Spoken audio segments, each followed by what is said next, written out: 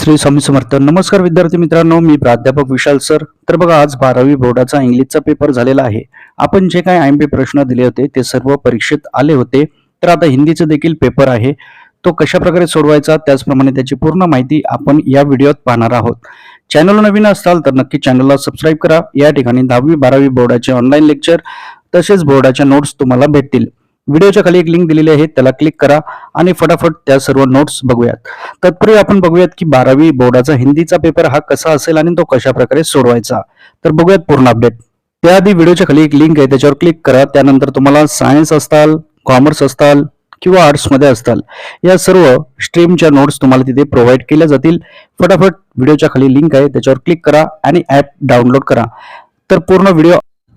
तर बघा विद्यार्थी मित्रांनो, 10वीचा हिंदीचा पेपर जो आहे त्याच्याच फॉर्मॅट मी पूर्ण व्हिडिओ लोड केलेला आहे, तो तुम्ही बघू शकता कशा प्रकारे त्याचं मार्कांचं विभाजन आहे. त्याचप्रमाणे त्याचा बोर्डाचा पेपर हा 80 मार्काचा कसा असणार आहे.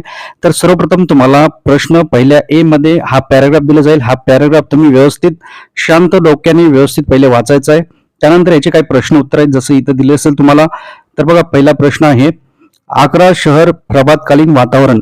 तर त्या पॅराग्राफ मधून आपल्याला उत्तर शोधायची. जसं इथे लिहिताल तुम्ही, फूल झूम रहे थे, त्यानंतर इथे पक्षी मीठे गीत गा रहे थे, पेड़ों की शाखाएं खेलती रहती थी, पत्ते तालिया बजात थे. अशा प्रकारे तुम्हाला लिहायचं आणि कृती आकृती तुम्हाला पेनाने काढायची. ही माहिती असू द्या. आणि बघता बघता 1 सेकंड लागतो, लाईक करा. भरपूर विद्यार्थ्यांनी लाईक केले. आपल्या आईवडिलांसाठी शिक्षणासाठी एक लाईक होऊ द्या. त्यानंतर दुसरा आहे इथे, लिंग बदल कर लिखिए. तर पहिला जो आहे, पहिला प्रश्न जो आपल्याला लिहिलाय पत्ते, तर याचं उत्तर येईल पत्तिया, स्वामी स्वामिनी, राग रागिनी, आदमी औरत. तर याचं लिंग परिवर्तन करायचं. प्रश्न उत्तर ज्यावेळेस लिहिताल तर हा पूर्ण प्रश्न तुम्हाला लिहायचा आहे. लक्षात ठेवा, काही काही मुलं फक्त उत्तर लिहितात, त्यामुळे त्यांना ते मार्क भेटत नाही. आई तुळजाभवानी स्वामी चरणी, ईश्वरनारायण शंकर चरणी, गणपती चरणी माझी हीच प्रार्थना आहे. व्हिडिओ लाईक, चॅनलला सबस्क्राईब करणारा प्रत्येक विद्यार्थ्याला 12वीच्या बोर्डाच्या परीक्षेत चांगले यश मिळावे ही स्वामी चरणी प्रार्थना. त्यानंतर तिसरा प्रश्न असतो, स्वमत सारखा, साधु संतों का राग विद्या की जानकारी न होने के कारण मौत की सजा दिए जाने का उचित क्या है. इस विषय पर आपको 40 से 50 शब्दों में अपने विचार लिखिए. म्हणजे स्वमत सारखं. तर याचं उत्तर तुम्हाला व्यवस्थित लिहायचं. कमीत कमी 2 मार्काचा हा प्रश्न आहे, त्यामुळे जवळपास 7 ते 8 तुम्हाला ओळी लिहिणं अपेक्षित आहे. त्यानंतर याच्यामध्ये दुसरा प्रश्न येतो, तो आणखीन एक पॅराग्राफ येतो. हा पण पॅराग्राफ तुम्हाला व्यवस्थित वाचायचा आहे, रीड करायचंय. आणि त्यानंतर अशा प्रकारचे इथे तुम्हाला प्रश्नपत्रिका येईल, त्याचे प्रश्न तुम्हाला सोडवायचे. तर याची वेळोवेळी अपडेट आपण घेतोय. तर व्हिडिओच्या खाली लिंक दिलेली आहे, कोणते प्रश्न IMP आहेत कुठले नाहीत. तर ती लिंक क्लिक करा आणि फटाफट ऍप डाउनलोड करा. जसं इथे दिलेलं आहे, CFC योगियों की विशेषता बताइए. तो याचं उत्तर येईल, ये कभी नष्ट नहीं होते, ये पानी में नहीं घुलते, इनका ऑक्सिजीकरण नहीं होता, इनका अपघटन नहीं होता. त्यानंतर दुसरा जो प्रश्न आलेला आहे, विरुद्धार्थी शब्द याच्यातले शोधायचे. तर अवगुणचं काय असणार, गुण. अंधकारचं काय असणार, प्रकाश. नीचे ऊपर आणि भारी हलके. तर अशा प्रकारे तुम्हाला उत्तर लिहायचे.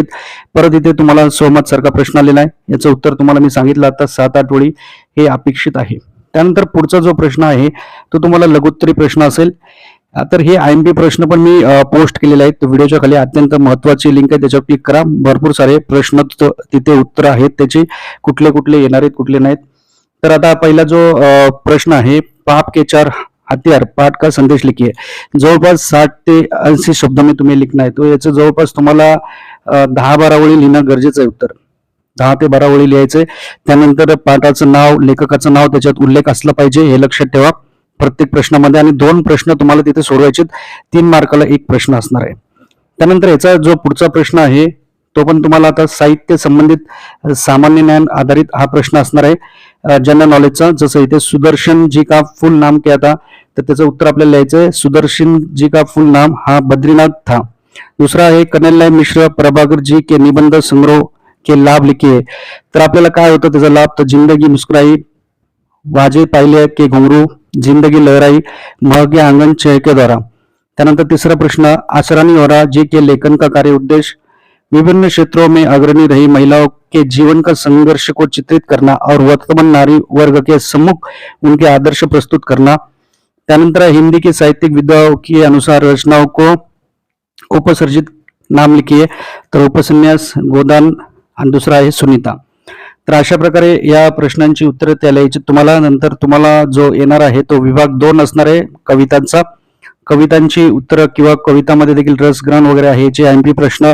व्हिडिओच्या खाली लिंक आहे, क्लिक करा. लिंक ओपन नसेल होत तर प्ले स्टोअरला नाना फाउंडेशन सर्च करा आणि ते ऍप डाउनलोड करा. तर याच्यात आपल्याला काही प्रश्न विचारलेले आहेत, त्याचे पण आपण उत्तरं एका एक बघूयात. तर जो पहिला आपल्याला प्रश्न विचारलेला आहे, कविता सर्वप्रथम तुम्हाला व्यवस्थित रीड करायची. रीड केल्यानंतरच तुम्हाला ती उत्तरं लिहायची. जसं इथे लिहिलेलं आहे, पहिला जो प्रश्न आहे, आंखों की तुलना की गई इससे, तर इथं लिहायचंय आईने से. दूसरा आहे, काम शुरू करने के पहले इसके बारे में सोचना बहुत जरूरी होता है, तर अपनी पहुंच क्षमता को, हे पूर्ण वाक्यात तुम्हाला लिहायचं. तिसरा प्रश्न, दूसरे की आशा के भरोसे यह बंद नहीं करना चाहिए, कोशिश. त्यानंतर 14, पद्यांश में प्रयुक्त पानी रखने के काम आने वाली मिट्टी का बर्तन, गगरी. पूर्ण वाक्यात उत्तर लिहायचंय. दुसरा आहे विरुद्धार्थी शब्द, तर बढ़ना, घटना, कपट, निष्कपट, गुण, अवगुण, आशा, निराशा. तर अशी तुम्हाला उत्तर लिहायचे. त्यानंतर तुम्हाला परत इथे सोमत सारखा एक प्रश्न असेल, त्याचं पण तुम्हाला उत्तर लिहायचंय. त्यानंतर पुढचा जो प्रश्न आहे तो आपल्याला बघायचा. दुसरा परत आणखीन एक कविता असेल, त्याच्यानुसार तुम्हाला ती उत्तर ऍक्टिव्हिटी शोधायची आणि त्याची उत्तर लिहायचे. जसं इथे लिहिलेलं आहे आपल्याला, पहिला जो प्रश्न आहे, खिड़की के पास बैठकर कवि ये सोच रहा था, आदमी सिर्फ आदमी हो, बड़ा पेड़ नहीं हो सकता. आणि दुसरा आहे, जब तक पेड़ में सांस है हालत से लढता है.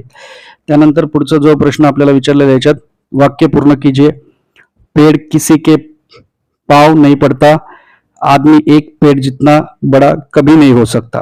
त्यानंतर प्रत्यय लगायचा आहे. निम्नलिखित शब्द में प्रत्यय लगाकर नए शब्द बनाइए. जसं प्रीफिक्स सफिक्स असतं इंग्लिशमध्ये तसं तसे आदमी, आदमीयत, अर्थ, आर्थिक, बडा, बडप्पन येईल, तुफान, तुफानी येईल. तुम्हाला कुठलेही शब्द तुम्ही बनवू शकतात आणि इथे तुम्हाला सोमत सारखे ते उत्तर लिहायचे. त्यानंतर याच्यानंतर तुम्हाला जो प्रश्न येईल दुसरा, तो असेल तुम्हाला कविताचं रसग्रहण वगैरे असेल. तर इथं आलेलं आहे, निम्नलिखित मुद्दों के आधार पर नवनिर्माण कविता का रस स्वादन लिखिए. तर रचनाकारचं नाव वगैरे सर्व आणि कसं लिहायचंय, काय कुठले आयएमपी प्रश्न आहेत हिंदीचे, ते पण मी व्हिडिओच्या खाली लिंक दिलेली आहे, त्याच्यावर क्लिक करा.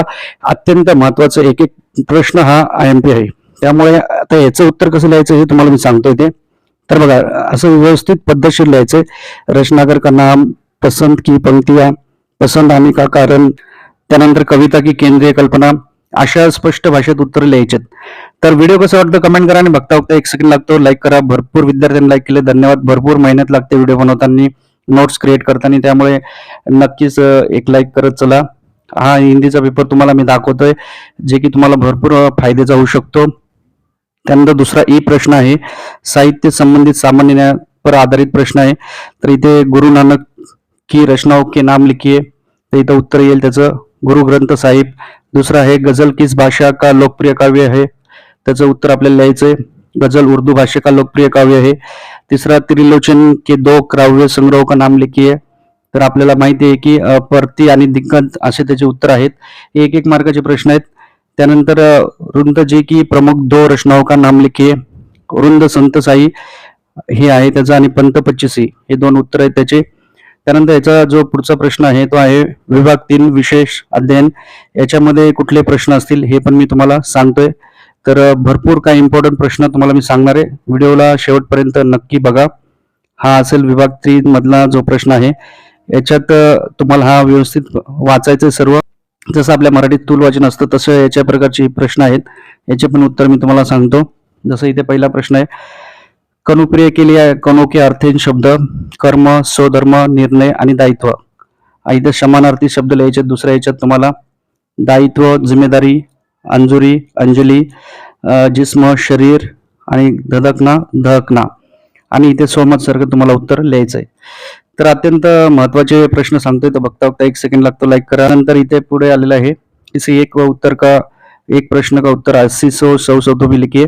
कवि डॉक्टर धर्मवीर भारती के राधक के माध्यम से आधुनिक मानव की व्यथा को शब्दोकित किए और राधा की दृष्टी से जीवन में सार्थकता बताइए. तर याचे पण आयएमपी प्रश्न मी पोस्ट केलेले आहेत. त्याची उत्तर तुम्हाला पाठाचं नाव, लेखकाचं नाव हे मेन्शन करायचं आहे. जवळपास तुम्हाला 10 ते 15 ओळी हे उत्तर लिहिणं गरजेचं आहे, हे लक्षात ठेवा. तर कारण 4 मार्काचा प्रश्न येतो. त्यानंतर पुढे जो आहे विभाग 4, हा महत्वाचा आहे. व्यावहारिक हिंदी, अपठित गंधांश, पारिभाषिक शब्दावली, कुठले कुठले आयएमपी प्रश्न असू शकतात हे तुम्हाला मी सांगतोय. तर याच्यामध्ये जो पहिला प्रश्न आहे हा लता मंगेशकर का फीचर लेखन कीजिए या ग्रामीण समस्याओं को ब्लॉक लिहिजे. आता ब्लॉक कसं लिहितात बघा, याच्यात दाखवतो तुम्हाला. हे बघा ब्लॉक अशा प्रकारे लिहिला जातो. हे जर तुम्हाला पीडीएफ पाहिजे असेल तर लिंक दिलेली आहे डिस्क्रिप्शन मध्ये, क्लिक करें. भारत के गाव में विभिन्न समस्या, गरिबी, बेरोजगारी, काय काय तुम्हाला वाटतं ते सर्व लिहायचं. असे पॉइंट्स करायचे आणि त्या पॉइंटला वर्णित करायचं. अशा प्रकारे महत्वाच्या मुद्द्यांना अंडरलाईन करायचंय आणि जास्तीत जास्त 2-3 पानं तर लिहावी लागतील, कारण हा महत्वाचा प्रश्न आहे. जवळपास तुम्हाला 6 मार्क आहेत, त्यामुळे उत्तर जास्त लिहायचे. त्यानंतर याच्यानंतर आपल्याला पुढचा जो प्रश्न आहे याच्यात आपल्याला जसं मराठीमध्ये पहिले पूर्वी 10वीला पण यायचं की तुम्हाला ते इंग्लिश शब्द जे आहेत मराठीत लिहायचे, तसं हिंदीत लिहायचे आपल्याला इंग्लिश शब्द, त्याचे अर्थ काय होतात. तर व्हिडिओ कसं वाटतं कमेंट करा. भरपूर विद्यार्थ्यांनी लाईक केलेले, धन्यवाद. व्हिडिओ क्रिएट करणे, नोट्स बनवणे याच्यात भरपूर वेळ जातोय, त्यामुळे फटाफट एक लाईक करत चला. त्याचप्रमाणे व्हिडिओच्या खाली एक लिंक दिलेली आहे, त्याच्यावर क्लिक करून तुम्ही सर्व IMP प्रश्न घेऊ शकता. आता याची उत्तर बघा. जसं इथे आपल्याला हिंदीत अर्थ लिहायचा आहे. एजेंडा याचं हिंदीत उत्तर येईल कार्यसूची, डेमरेज विलंब शुल्क, मेट्रोलॉजी मौसम विज्ञान, इंटिग्रेटेड सर्किट एकीकृत परिपथ, ऑथेंटिक अधिप्रमाणित, एपेक्स बँक शिखर बँक, त्यानंतर बॅलन्स शेष राशी, ट्रान्झॅक्शन लेनदेन. हे तुम्हाला हे जे आहेत शब्द हे पण महत्वाचे 4 मार्क आहेत, त्याला लक्षात ठेवा. त्यामुळे हे कुठले IMP प्रश्न आहेत हे व्हिडिओच्या खाली दिलेले PDF, त्याच्यावर क्लिक करा आणि फटाफट ते जॉईन करा. त्यानंतर जे पुढचे काही प्रश्न आहेत जसं की काल परिवर्तन असेल हे पण मी तुम्हाला सांगणार आहे. जसं की इथे तुम्हाला विचारलेलं आहे जो पहिल्या प्रश्नात काल परिवर्तन ते येणार कुठले येणार आहेत ते तुम्हाला मी आता सांगितले, नोट्स बनवलेले आहेत. इथं विचारलेलं आपल्याला प्रकाश की किरणें संसार पर नवीन जीवन की वर्षा कर रही है, सामान्य वर्तमान करायचंय. तर आपल्याला इथे सांगायचंय की प्रकाश की किरणें संसार पर नवीन जीवन की वर्षा करती है.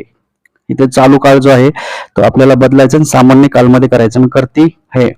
त्यानंतर दुसरा आहे पूर्ण भूतकाळ करायचा. दुसरा जो विचारलेला आहे मंदिर के शिखर पर कौवा बेटा आहे, याला पूर्ण भूतकाळ करायचा आहे. तर भूतकाळामध्ये था आपण शब्द लावतो, तुम्हाला माहिती आहे. तर मंदिर के शिखर पर कौवा बेटा था हा शब्द काढायचा इथे. तिसरा जो प्रश्न आहे त्याच्यामध्ये आपल्याला सामान्य भविष्यकाळ करायचा आहे.